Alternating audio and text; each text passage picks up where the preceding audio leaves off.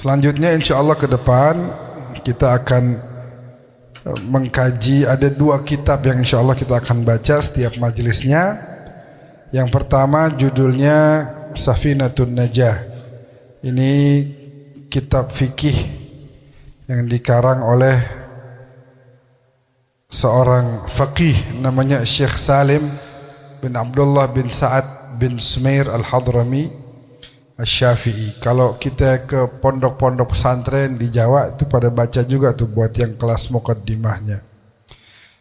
Kemudian nanti kita juga akan bahas kitab Al-Habib Abdullah bin Alwi Al-Haddad. Jadi waktunya dibagi 2. Kitab beliau yang berjudul An-Nasaih Ad-Diniyah wal Wasaya Al-Imaniyah, di mana itu kitab isinya nasihat-nasihat, wasiat-wasiat buat kita kaum muslimin agar namanya nasihat tuh berpengaruh luar biasa.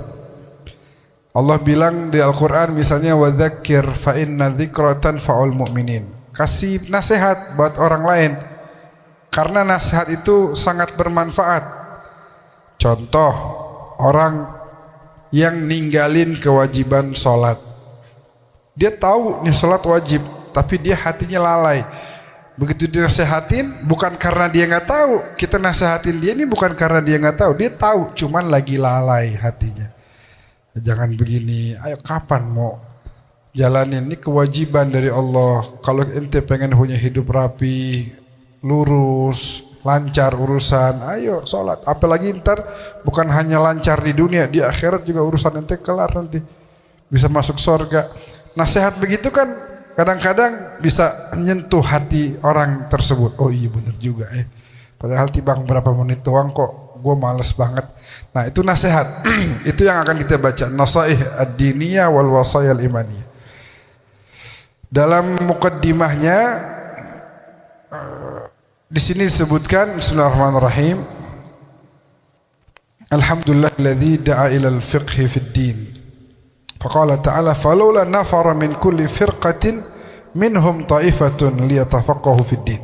Jadi Allah suruh di Al-Quran disebutkan di situ bahwa hendaknya kalau tidak bisa minimal 1 orang dari setiap satu golongan atau satu masyarakat, minimal 1 orang, kalau nggak bisa lebih, 1 orang harus ada yang minhum ta'ifatun liyatafaqahu fid din, untuk belajar memperdalam ilmu agama. Kenapa? Jangan sampai tuh lingkungan situ ntar kagak ada yang bisa nasihatin orang, kagak ada yang bisa ngingetin orang lain. Alhamdulillah di sini ada guru-guru kita, alhamdulillah ya. Ditambah lagi anak-anak kita juga pada belajar. Alwi baru berangkat kemarin ke Malang melanjutkan studinya. Nah anak kita yang lain juga begitu. Biar yang namanya ilmu ini terus hidup. Jangan sampai ntar nggak ada yang bisa nasehatin kita. Jangan sampai ntar ada yang meninggal di satu lingkungan, nggak ada yang bisa mandiin jenazah. Allahu Akbar. Nggak ada yang bisa nguburin, di kuburan pada bingung. Ngapain nih? Taruh aja situ. Taruh aja situ. Ada caranya, ngadep kiblat ya, kemudian dibacain azan, diikomatkan, kemudian dibacain tahlil. Itu semua ada cara-caranya di ilmu-ilmunya. Ada tafaqquh fid din. Harus orang mau memperdalam. minimal setiap orang belajar sesuatu yang wajib bagi dirinya. Salat, wudu, ya, puasa yang benar bagaimana, tayamum kalau misalnya nggak ada air seperti apa, istinja, kita mau cebok kagak ada air, ada batu, gimana caranya itu? Ada ilmu-ilmunya semuanya. Sehingga pada saat datang waktu sholat, kayak dulu almarhum kakek saya sakit di rumah sakit, sini masuk semua selang-selang. Kebetulan namanya ini kan lama dirawat. Ada satu malam di mana beliau mimpi gitu, mimpi basah, gelisah pengen sholat tapi nggak bisa nih, keselang di sono selang di mari. nggak bisa mandi kan, maksa bilang saya mau mandi, ini bagaimana, saya mau sholat, nggak boleh kata dokter, nggak boleh. Akhirnya saya dipanggil, telepon, coba Ahmad suruh kemari, kata kakek saya itu almarhum. Ini jit, kalau orang Arab biasa namanya jit, begini, oh bisa jit, ada caranya. Ya bisa mensucikan diri tanpa harus mandi, bisa dalam kondisi darurat seperti ini. Alhamdulillah senang bisa. Jadi habis ini boleh sholat, suci nih, suci, nggak najis lagi, udah suci, nggak hadas akbar lagi, udah suci. Girang bukan main, kan solusi. Nah insya Allah kita belajar. Insya Allah kita akan mempelajari ilmu-ilmu tersebut. Bismillahirrahmanirrahim. Alhamdulillahirabbil alamin wa bihi nasta'in ala umuri dunya waddin. Sallallahu wasallam ala sayyidina Muhammadin khatamin nabiyyin wa alihi washabihi ajmain. Amma ba'd, wa la haula wa la quwwata illa billahil aliyyil azim. Faslun fi arkanil Islam. Sebelum masuk ke dalam ilmu fikih, ini kita bahas tentang rukun Islam.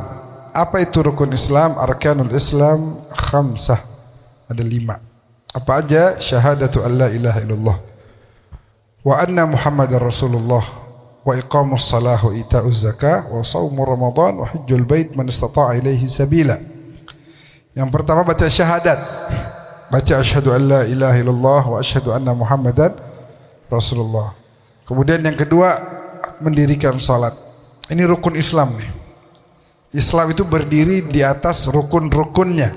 Rukunnya apa aja? Syahadat, kemudian mendirikan salat, bayar zakat, puasa Ramadan, dan haji bagi yang mampu.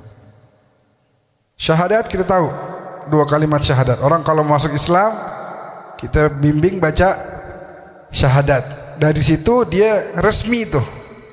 Resmi masuk menjadi seorang muslim. Kemudian mendirikan salat yang merupakan tiang agama. Sehari 5 kali. Subuh, zuhur, asar, maghrib, isya.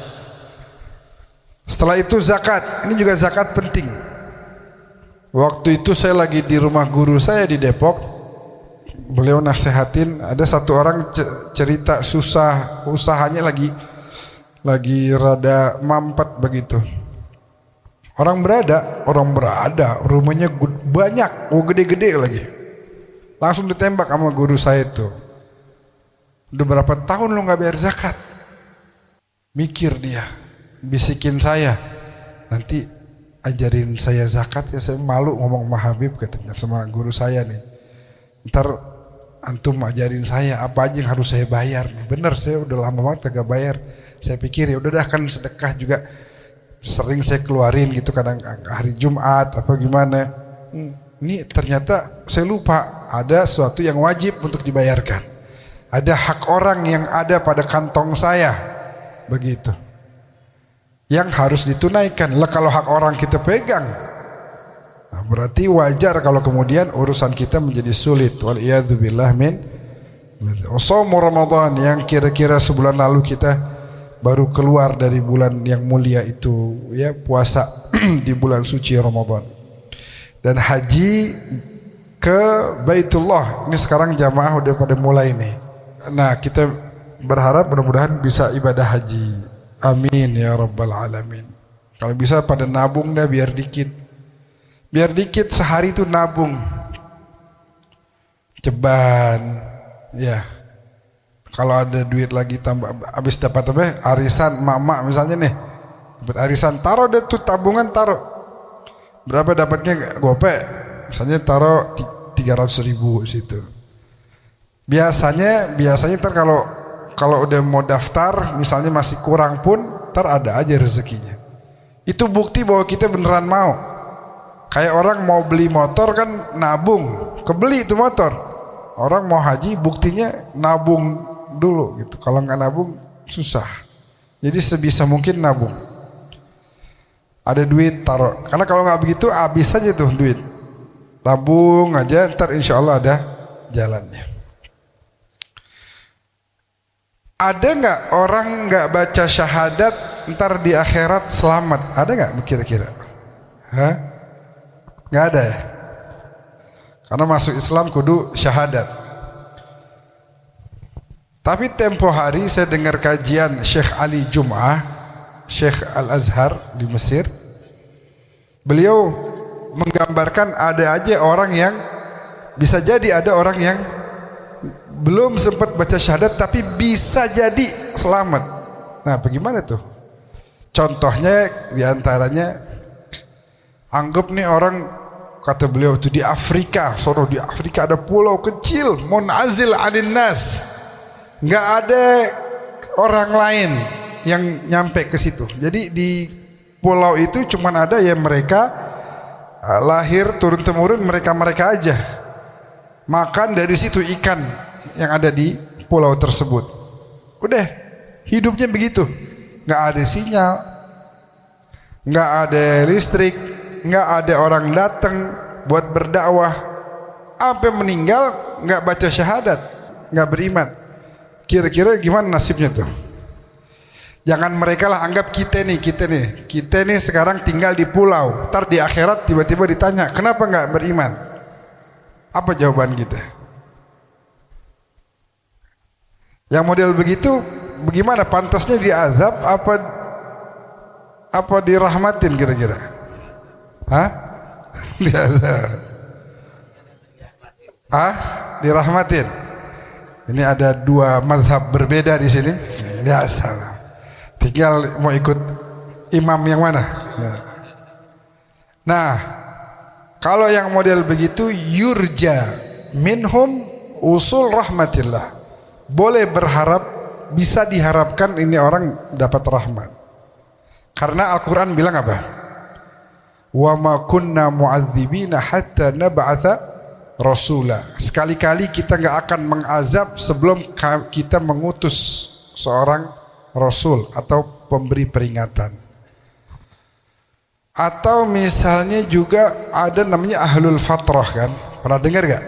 Ahlul fatrah tuh yang hidup, bedanya antara Nabi Isa sama Nabi Muhammad kurang lebih 600 tahun kira-kira.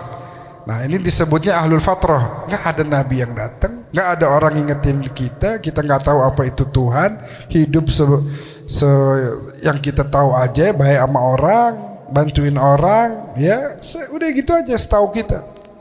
Nah, yang begini dikatakan nggak dihisab nanti, karena Allah belum mengutus utusannya. Tapi kalau sudah diutus, bakal ditanya. Terus misalnya ayatnya apa tuh? Qalu alam ya'tikum nadhir, apakah belum datang kepada kalian? Kenapa kalian enggak beriman? Emang enggak ada yang ngingetin? Qalu bala qad ja'ana nadhirun fakadzdzabna wa qulna ma nazzalallahu min syai'. Betul ya Allah, ada yang ngingetin kita. Ada ustaz-ustaz, ada para kiai, para alim ulama, para habaib ngingetin kita, benar ada. Tapi waktu itu kita mendustakan mereka, kita cuekin, kita lalai, kita anggap ini nggak benar begitu. Udah deh, nggak usah repot-repot dah beragama, begini aja enak. Nah, yang begini diazab.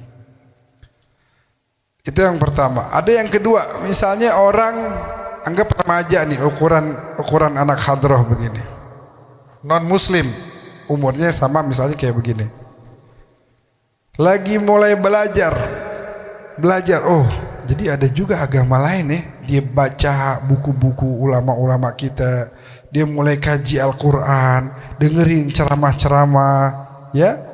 Tiba-tiba sebelum dia nyampe kepada bersyahadat, dia meninggal. Nah, yang begini gimana hukumnya nih?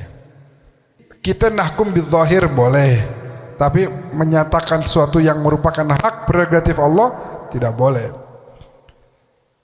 Tapi untuk kita berkeyakinan bahwa Islam adalah agama benar, itu harus wajib. Selain Islam salah. Karena apa? Karena kita dalam berkeyakinan nggak boleh setengah-setengah gitu. Islam benar. Karena agama-agama sebelumnya setelah adanya Islam udah masa berlakunya udah selesai gitu. Ini ada ajaran Islam yang datang dan telah menyempurnakan ajaran sebelumnya. Begitu. Jadi yang kalau udah muslim kagak mau nurut, kagak mau jalanin perintah, nah yang begini yang jelas berdosa, begitu ya. Naam. Fi arkanil iman. Nah, rukun iman ada berapa? Ada 6. Antu'min billah, malaikatihi wa kutubihi wa rusulihi wa bil yaumil akhir wa bil qadari khairihi wa syarrihi minallahi ta'ala. Iman rukunnya ada 6. Beriman meyakini Allah sebagai Tuhannya, meyakini adanya para malaikat, kitab-kitab suci seperti yang disebutkan apa? Ada Taurat, Zabur, Injil dan Al-Quran. Wa rusulihi, utusan-utusan Allah dari mulai Adam sampai Nabi kita Nabi besar Muhammad sallallahu alaihi wasallam. Wa bil yaumil akhir, harus beriman juga adanya hari akhir. Wa bil qadari khairihi wa syarrihi minallahi ta'ala, dan meyakini takdir, qada dan qadar semua dari Allah. Nah, kalau 6 ini kita yakini, baru kita disebut orang yang beriman. Sebab ada, kalau nggak salah saya lupa namanya, itu ilmuwan dari barat begitu ya. Di zamannya dia ilhad itu nggak meyakini Tuhan. Apa bahasa kitanya? Apa? Ateis. Dia ini pimpinan ateis dunia. Dia ini telah menyampaikan ke banyak orang di banyak forum tentang bahwa nggak ada Tuhan. Waktu meninggal tuh umurnya 80 tahun. Oh, Anthony Flo namanya kalau nggak salah. Anthony Flo, yang pasti bukan orang Ciracas deh, gitu aja. Ya, kalau orang Ciracas namanya Anthony Flo diledekin sama teman-temannya. Ya, nama lu begitu. Sarapan lontong aja tiap hari. Anthony Flo. Nah, dia di umur 75 kira-kira, meninggal umur 80. Di umur 75 akhirnya dia nulis kitab, nulis buku namanya There is a God. Ya, hunaka ilah, bahasa Arab. Kitabnya itu diterjemahin ke bahasa Arab, judulnya hunaka ilah, bahwa ada Tuhan. Dalam bukunya itu dia cerita, teman saya nih datang ke saya ngomong begini, lu takut ya? Lu udah tua, lu mati, ternyata ada Tuhan. Ya, lu takut, makanya sekarang lu mulai ngakuin nih, lu takut di kehidupan setelah ini akan disiksa begitu. Makanya udah tua gini baru deh meyakini. Kemarin kemana aja? Nah, dia bilang dalam bukunya, saya memang meyakini ada Tuhan, tapi saya tidak meyakini adanya hari akhir. Mati aja udah. Saya yakin ada Tuhan nih, nyiptain begini cakep, kalau bukan Tuhan siapa? Tapi kalau udah mati mah mati aja udah. Nggak ada urusan lagi, udah selesai. Hidup selesai. Nggak ada lagi perhitungan ini begini. Nah, ini bukan dibilang orang beriman. Karena dia meyakini, dia antu'min billah. Kamu harus beriman. Dia udah beriman, ada Tuhan. Tapi dia belum beriman wa bil yaumil akhir, bahwa ada hari akhir. Padahal kalau orang nggak percaya hari akhir, ini mudah sekali untuk kita patahkan. Pakai logika dulu aja misalnya. Sekarang kita dizolimin misalnya nih. Rakyat Indonesia dizolimin. Sama siapa? Sama misalnya sebagian penguasa yang korupsi. Hak kita diambil. Sampai kita mati, sampai kita meninggal, kita belum bisa sempat mengembalikan hak kita. Minta hak kita tuh nggak sempat. Dianya udah mati, kitanya mati, hak kita belum dibalikin.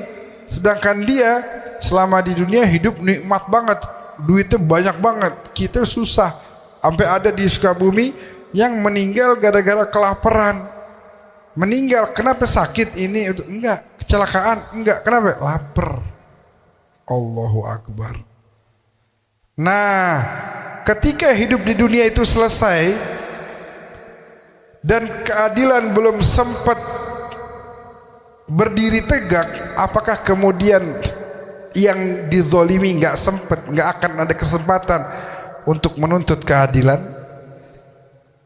Otak manusia nggak terima, akal manusia nggak terima kalau hidup di dunia selesai berarti selesai. Nggak bisa. Hak saya belum saya minta kembalikan, keadilan belum ditegakkan, orang zolim masih udah zolimin orang mati selesai gitu, nggak sempet dibalas, enak aja. Ya kita nggak terima begitu. Nah, arkanul iman 6, kita harus beriman adanya Allah, beriman adanya malaikat, kitab-kitab suci, para rasul-rasul, kemudian yaumil akhir, hari pembalasan. Kalau kita yakin hari pembalasan, kita bakal berhati-hati mau ngambil hak orang. Jangan dah, ntar gue bakal dituntut di hari akhir. Begitu ya. Wabil qadari, dan juga dengan takdir khairihi wa syarrihi minallahi ta'ala. Terakhir, faslun fi ma'na kalimat tauhid wa ma'na la ilaha illallah la ma'budu bihaqqin fil wujudi illallah. Kalimat tauhid yang sering kita baca, la ilaha illallah, ya. Itu apa artinya? Artinya bahwa tidak ada yang disembah kecuali Allah. Gak boleh kita menyembah selain Allah. Nyembah matahari, nyembah bulan, nyembah pohon. Ada nyembah pohon? Ada. Nyembah sapi, kan ada kan? Disembah makhluk-makhluk yang aneh-aneh sekarang. Kalau zaman dulu yang disembah kan begitu, matahari ya. Kalau falamma afal, ketika mataharinya hilang, inilah hibbul afilin. Saya nggak demen suatu yang hilang begini. Bulan pun sama. Nah kalau sekarang nyembahnya yang lebih aneh-aneh lagi. Thayyib. Itu dari kitab Safinatun Najah. Insyaallah besok kita bahas fi alamatil bulugh, tanda-tanda baligh. Syurut ijza al-hajar fil istinja, fi faraidul wudu, yang wajib-wajib dalam wudu dan seterusnya. Nah sekarang kita bahas dulu sedikit ya. Jadi tiap minggu begini nih, bahas fikih, kemudian nasihat, atau kalau bisa dikategorikan dalam ilmu tasawuf begitu. Karangannya Al-Habib Abdullah bin Alawi Al-Haddad radhiyallahu anhu wa ardhah wa nafa'ana bi fi ulumi fid dharain. Pembahasan pertama dalam kitab ini tentang taqwa. Al-mabhathul awal at-taqwa. Bismillahirrahmanirrahim. Wa man asdaqu minallahi qila. Ya ayyuhalladzina amanu taqullaha haqqa tuqatih wa la tamutunna illa wa antum muslimun wa'tasimu bihablillahi jami'an wa la tafarraqu. Udhkuru ni'matallahi 'alaikum kuntum a'da'an fa'alafa baina qulubikum fa asbahtum bi ni'matihi ikhwana wa kuntum 'ala shafa hufratin minan nar fa anqadhakum minha wa kadzalika yubayyinu Allahu lakum ayatihi la'allakum tahtadun ila akhiril ayat. Qaulu ta'ala ya ayyuhalladzina amanu taqullaha haqqa tuqatih. Allah berfirman, hai orang-orang beriman, bertakwalah kalian kepada Allah dengan sebenar-benarnya takwa. Dalam surat Al-Imran ayat 102, amrun minhu azza wa jal li'ibadihil mu'minin bitaqwa. Ini adalah perintah dari Allah Tuhan kepada hamba-hambanya yang beriman untuk bertakwa. Wa ka'annahu subhanahu qad jama'a fit taqwa jami'al khair. Jadi kalimat takwa ini itu maksudnya adalah imtithalu awamirillah wajtinabu nawahi. Jalanin perintah Allah, jauhin larangannya. Lagi-lagi ini nasihat nih, takwa nih. Dulu di padang pasir ada perempuan lagi sendirian, kemudian didatengin sama laki-laki pengen berbuat jahat sama si perempuan. Si perempuan dengan rasa takut, gemeter, kemudian perempuan itu bilang, ya rajul ittaqillah, bertakwalah kamu sama Allah. Rupanya omongan gitu masuk hatinya si laki. Ya maafin saya. Tuh lihat tuh nasihat takwa tuh, pentingnya luar biasa.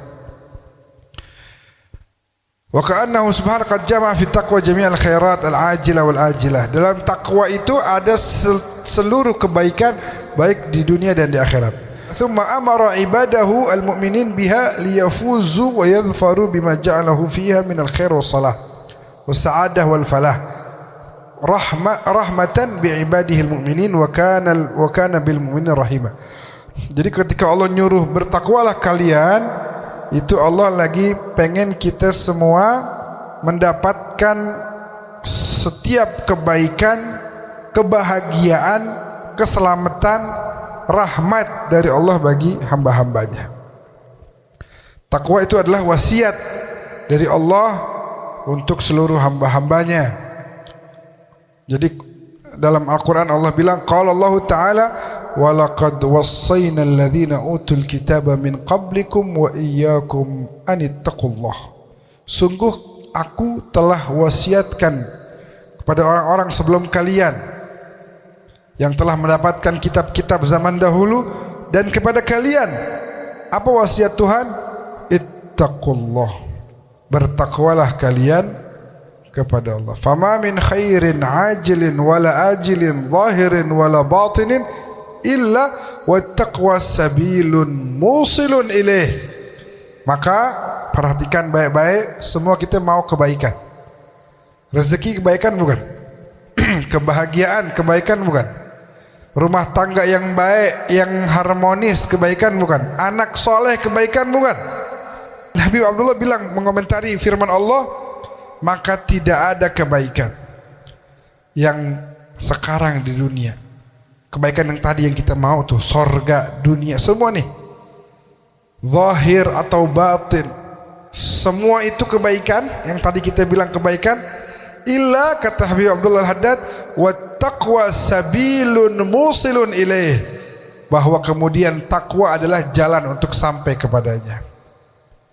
Orang kalau kawin, nasihat paling bagus, bertakwalah kalian kepada Allah.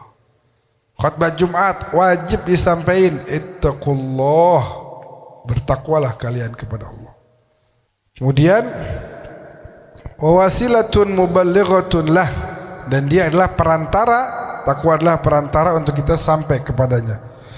Wa ma min syarrin, nah begitu pula sebaliknya, keburukan, kagak ada duit, anak durhaka, laki bini berantem mulu.